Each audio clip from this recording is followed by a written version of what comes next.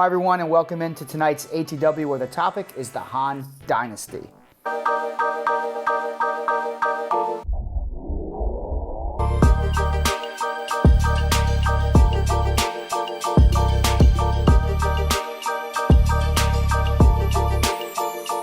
going to try something different here with the Han Dynasty video.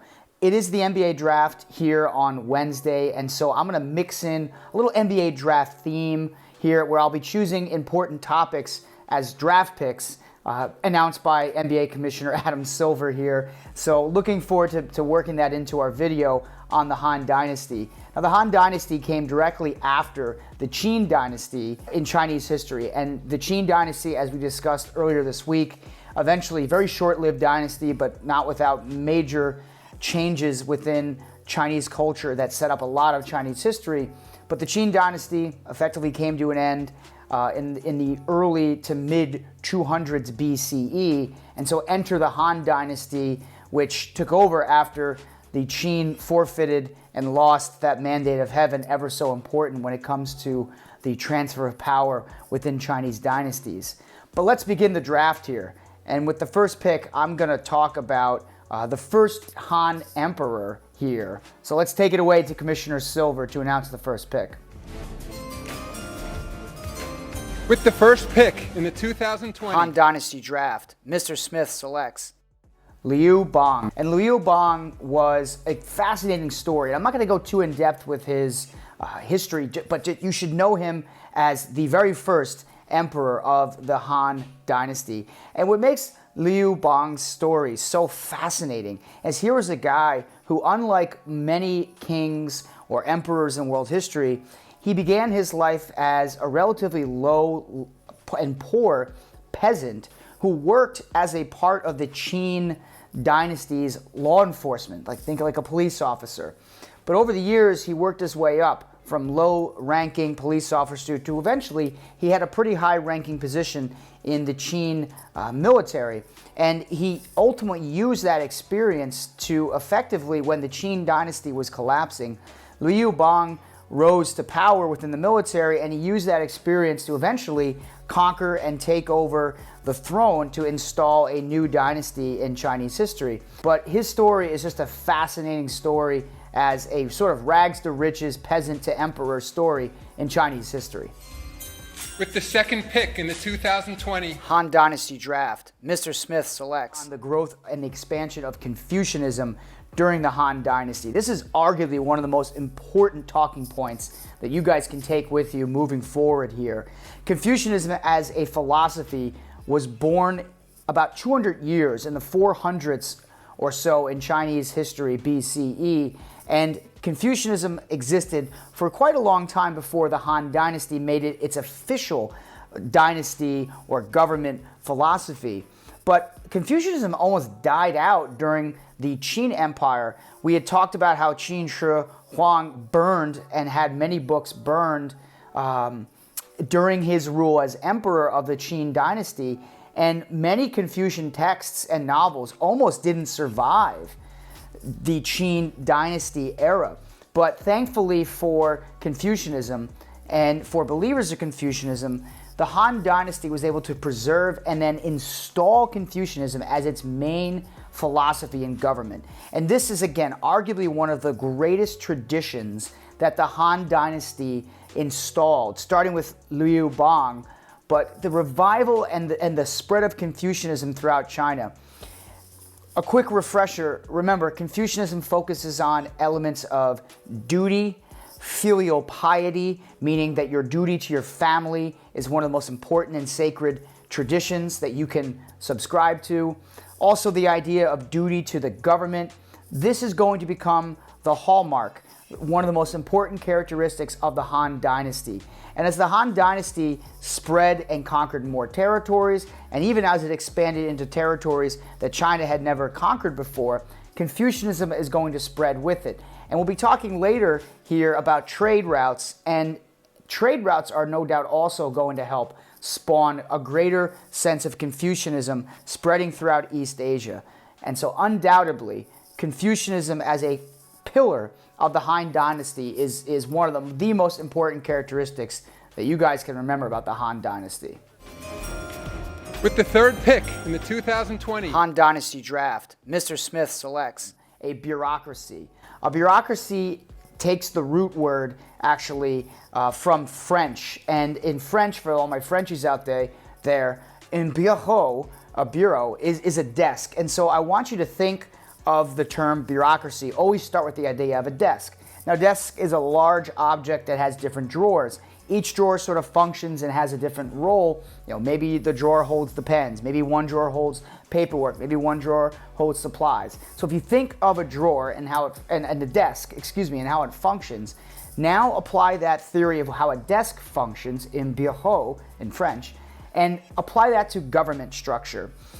The Chinese dynasties, including the Han, were some of the first governments in world history to employ what we now look at as a bureaucracy. This word wasn't invented, by the way, bureaucracy, by the French until about the 17 or 1800s. So the word didn't really exist in ancient times.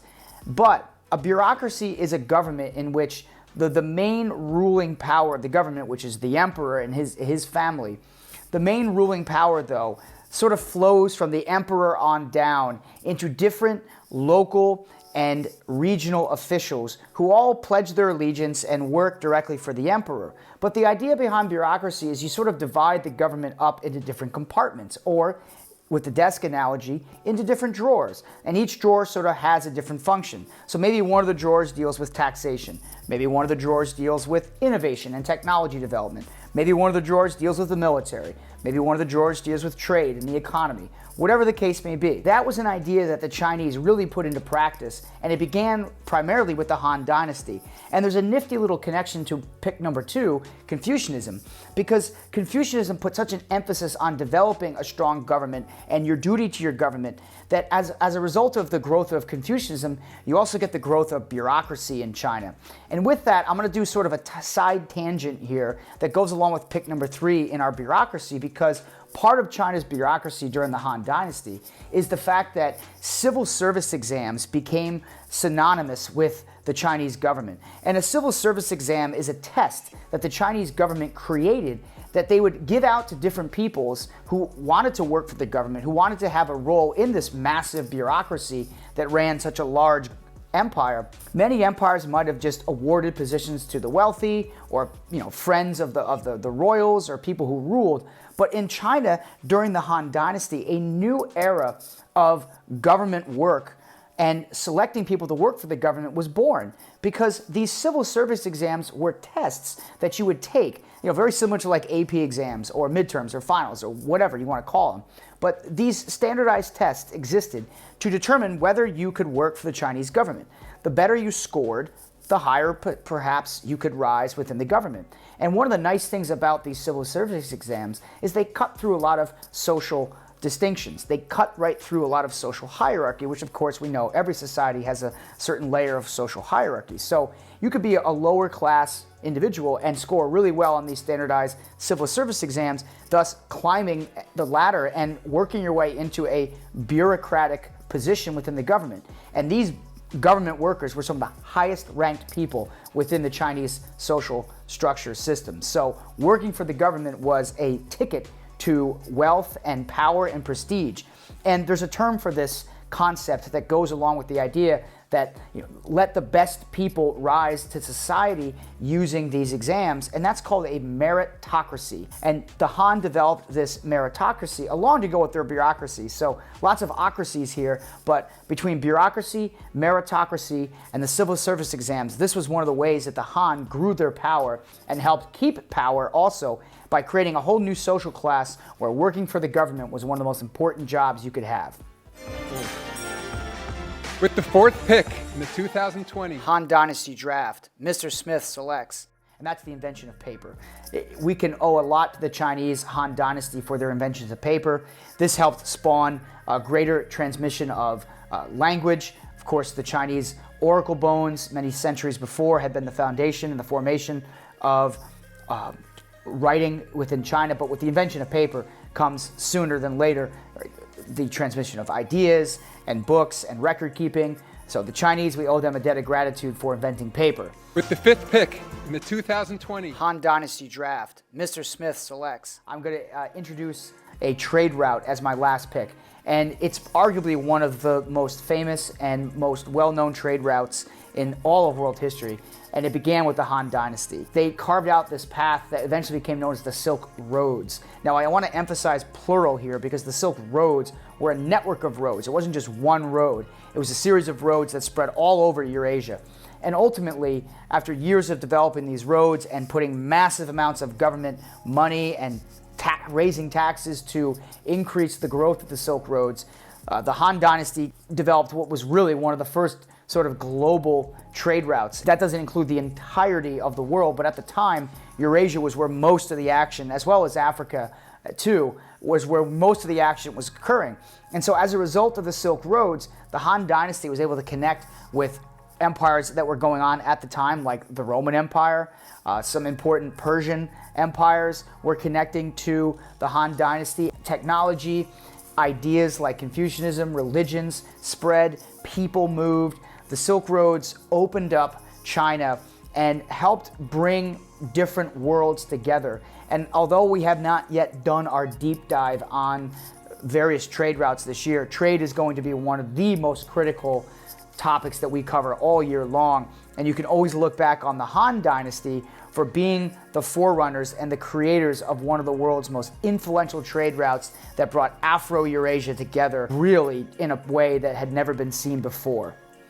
That concludes now our draft pick. I only did 5. I could have kept going, but I'll leave you guys on that note. There's obviously a lot more about the Han that's out there. Feel free to look it up. Remember, we've got team trivia on this video, so you'll have all day Thursday night to prepare for team trivia, and then we're off to Thanksgiving break. So believe it or not, we've almost made it to one of the hardest parts of the year.